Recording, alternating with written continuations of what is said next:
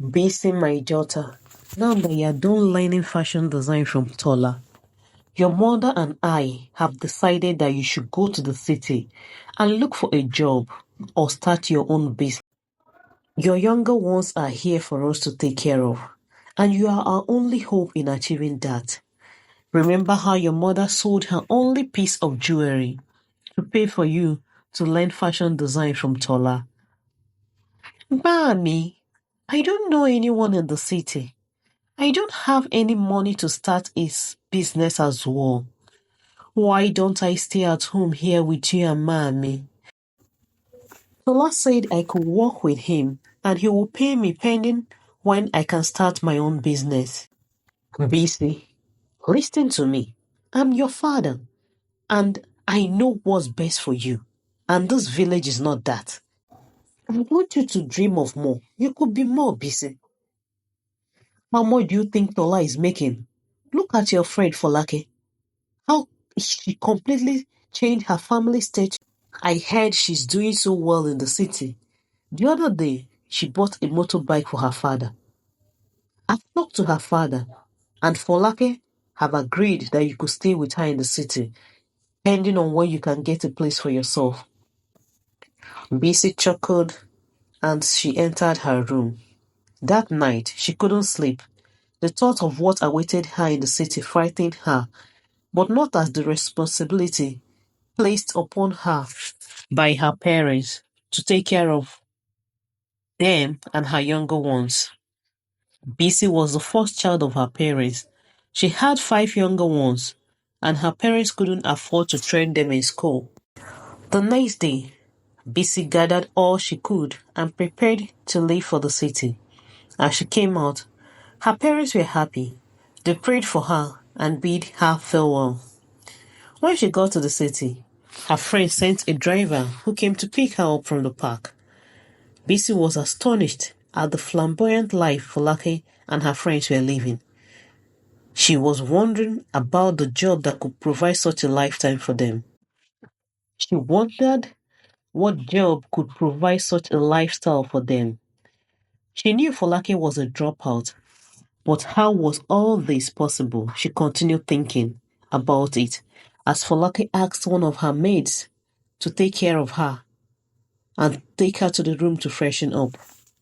That evening, Folake told Bisi she would be gone all through the night for a party. She could eat all she wanted, as she had entrusted the maids to take good care of her. Bisi sat on her bed, deep in thought about the responsibility of providing for her siblings and her parents. She also thought about the luxurious life Folake was living. When Folake got back the next morning, Bisi was happy as she went to her to inquire what she did for a living that could provide such for her and her family. Folake told her she had men who worked for her and provided all she needed. Bisi was astonished at what she said. Folake went on to tell her that she doesn't work but can afford anything she wants. These men are old and can barely perform in bed. We keep them company for a huge amount of money, Folake told her. She told Bisi if she was interested that she could help her find one. Bisi bluntly refused that over her dead body would she sell her body for money. The next day, Bisi went out in search of a menial job since she was not educated. Some people promised to get back at her, while others told her there was no vacancy at all. After a week's of searching, Bisi got a job as a cleaner. Though the pay couldn't take care of her needs or her parents and siblings, she was happy it was a decent job. Bisi's parents kept pressurizing her for money, even after she sent her monthly stipends to them. She asked Folake for help, but she bluntly refused that she can't sacrifice her body for money and Bisi would enjoy the money. Bisi's lifestyle got Folake upset one early morning. She told her she can't accommodate her anymore that it's high time she found a place for herself. While Bisi was awake at night thinking about what she would do, she got a call from home that her father was seriously ill and required urgent medical attention. She went to Folake's room and pleaded with her for help as it was a matter of life and death. But she refused to offer any help to her. She advised her to join them, and in just one night she could afford to pay for her father's medical bill and rent an apartment for herself. Bisi went to her boss Femi the next day and asked for his help. Femi offered to help her. He gave her some money. Bisi was excited that her boss could help her without any hesitation. In the next few weeks, Femi, who was a handsome, rich young man and was also single, took interest in Bisi. But Bisi wasn't interested in him, as she barely knew him, because she was in love with Tola, the fashion designer back in the village. Femi helped Bisi get a place, as Folake told her earlier to leave her apartment since she refused to join her in her prostitution. Bisi was happy with all Femi did for her, but she was yet to grant his request. One weekend, Bisi told Femi she would like to visit her parents in the village. Femi offered to accompany her by driving her home in his car. Her parents and siblings were excited to see Femi, and all Femi, sensing their vulnerability, told Bisi's parents that he would love to marry their daughter. Her parents gave their consent immediately without asking Bisi's opinion over such a life decision. That night, Bisi told her parents that she couldn't marry Femi as she wasn't in love with him. She also told them that she was in a relationship with Tola and also in love with him. This got her father upset. Father quickly shut her up. He told her that he would rather die than allow her to marry Tola, a local village tailor who can't afford basic things in life.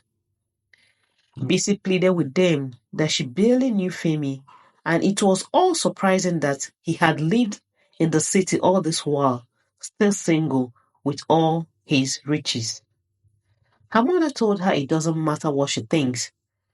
Femi has the money to take good care of her and also help in taking care of her siblings. Or doesn't she want her family to come out of poverty through her? A few weeks later, after much pressure from her parents and refusal to allow her to decide on whom to marry, Bisi got married to Femi. She moved in with Femi. Femi's behavior towards her started changing, and his real character was visible. He leaves the house whenever he wants and returns whenever it pleases him, without considering Bisi's feelings about it. He sees Bisi as a servant whose duty is to take care of the home and never question his decision. Bisi, unaware of what to do, went to Folake for help about her marriage and how she could win her husband's heart. Folake told her some hearts can be won, and that she would advise her to find someone that would keep her company anytime her husband. Bisi told her over her dead body that she would cheat on her husband. Folake was angry and started telling her that she used to date her husband, and so were other girls around, that her husband sleeps with every woman he wants to sleep with because he is rich and influential. He told her that what most of them did was to eat and run, but she decided to become the wife, and now she had to live with her decision. Folake went on to tell her that she didn't tell her all those sooner because Femi threatened her, which made her scared because she knew what he was capable of. Bisi wasn't happy with what Folake told her, but she felt Folake was jealous of her and decided to make up some stories about her husband. Bisi was worried about the whole situation. She blamed her parents for causing her so much pain in her life by pushing all the responsibilities on her and forcing her to marry someone she didn't approve of because of their greed. Bisi kept thinking about what she would do to help herself and save her marriage. 2 days later, Femi returned home from wherever he went to. Bisi confronted him, but before she could complete her sentence, he pounced on her. From that day, Bisi became a prisoner in her house. Femi made sure she never left the house without his approval. Bisi went to her parents for help, but they refused, that she only needed to endure a bit longer for the sake of her siblings, that Femi was sponsoring their education. Femi's behavior became worse as days went by. Most nights, he returned home late at night drunk, and he would force himself on her. Bisi continued to endure all the pain and suffering as she discovered she was pregnant. She thought carrying his child might make him change his mind, but it made things worse as Femi accused her of infidelity and started bringing different ladies home. People who knew Bisi thought she was living her best life because she lived in a mansion, but deep down she was living in hell. Bisi gave birth to a baby boy. Femi didn't care about her or his son. He continued his lifestyle. The beating increased, and so did the constant humiliation of bringing different women into their home. Bisi went to his friends and family members and pleaded with them to talk to Femi about his behavior towards her and their son, but none of them were of help to her.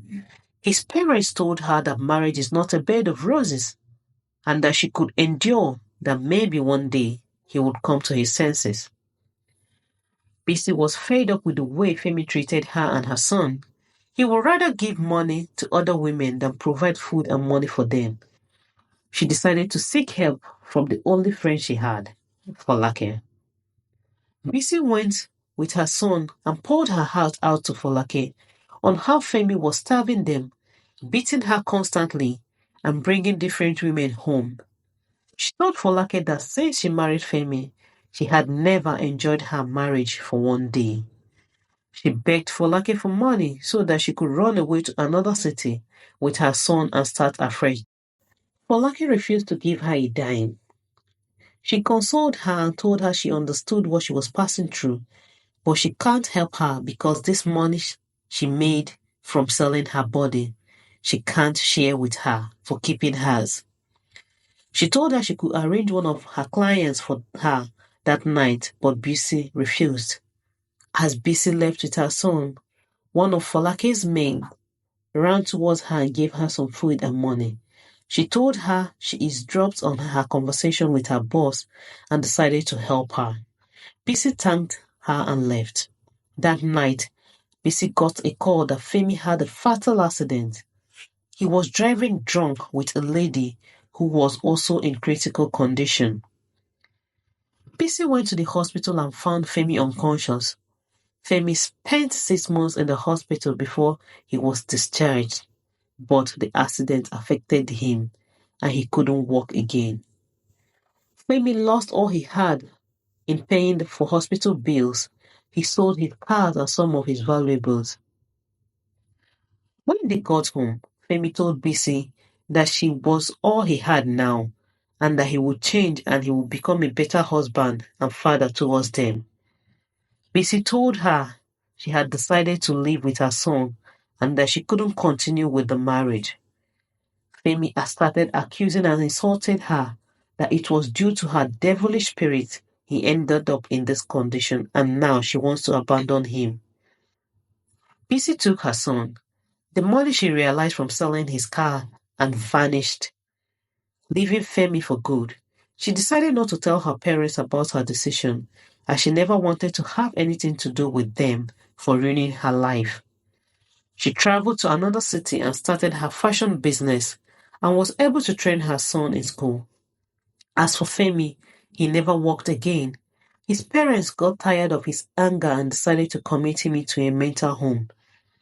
Bisi's parents later found out from Folake all that happened to their daughter.